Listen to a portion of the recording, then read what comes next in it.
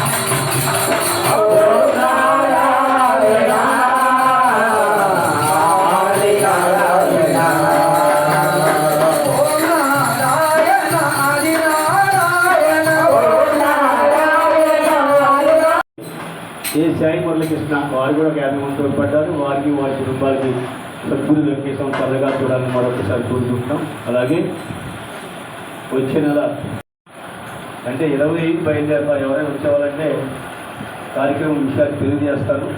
ఈ సత్సంగానికి స్వామివారు ఆయన పేరెంతో జరుగుతుంది అంతా కూడా. మేము బలవంతంగా మాకేదో చేస్తే వస్తాయి కాదు, ఆయన చేయిస్తున్నాడు. తీసుకోండి, జ్ఞాన భిక్ష మనం ఒక ఆయన పెట్టాడు. సత్సంగం చెప్తే వాట్సాప్లో పెట్టాడు, చాలా బాగా పెట్టాడు.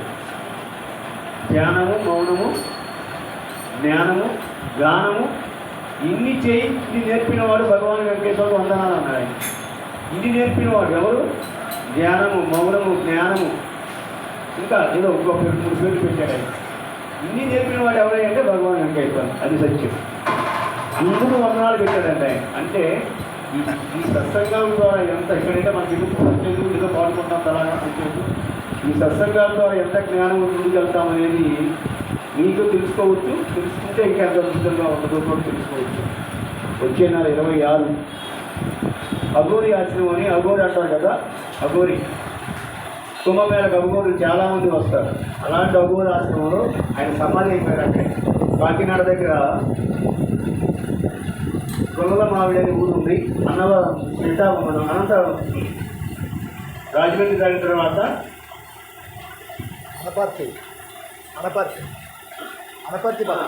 అనపర్తికి వెళ్ళాలి. తర్వాత అక్కడ చెప్తాం. అక్కడ ఆయన సమాధి ఉంది.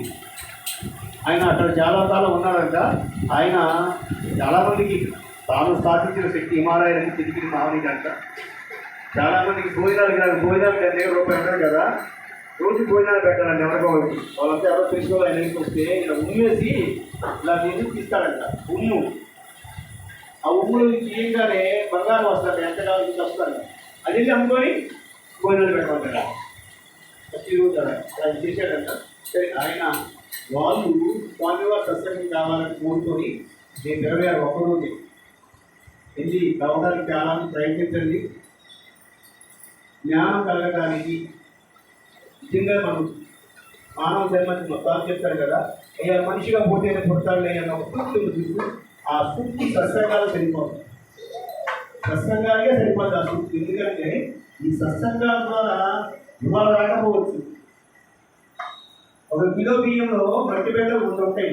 ఒక్కసారి రాకపోతే రోజు ఒకటి తీసిన 100 సత్సంగాలు 100 మట్టి బిడ్డలు బయటికి వెళ్ళిపోతే మట్టి బిడ్డే ఉండదంట. ఉదాహరణకి అలాగే ఈ సత్సంగాలు తెలుసుకోవడానికి ప్రయత్నించాలి.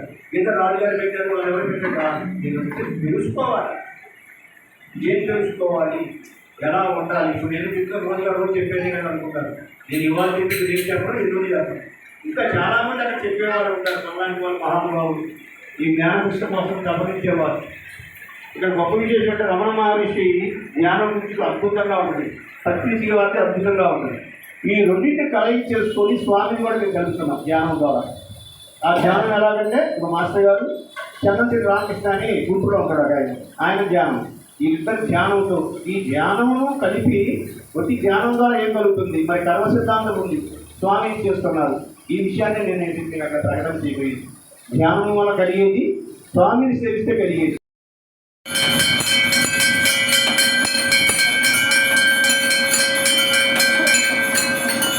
వచ్చేవాళ్ళు ఎవరైనా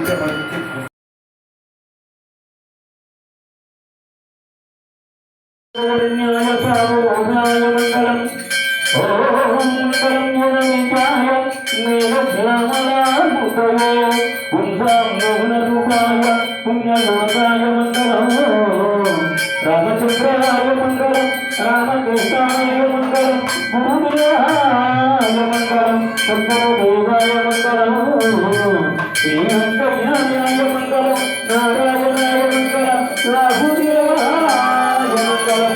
అయ్యో స్వామి మంగళం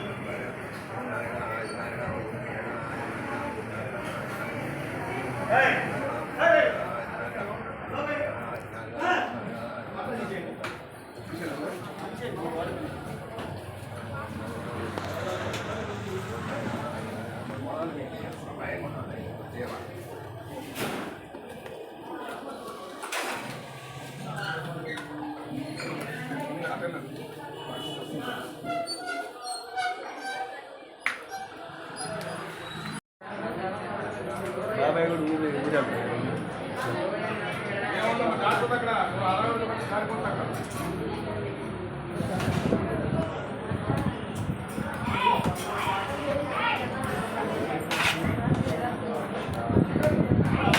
అవునమ్మా బయట ఉండండి ఎవరో వాళ్ళు అటు పంపండి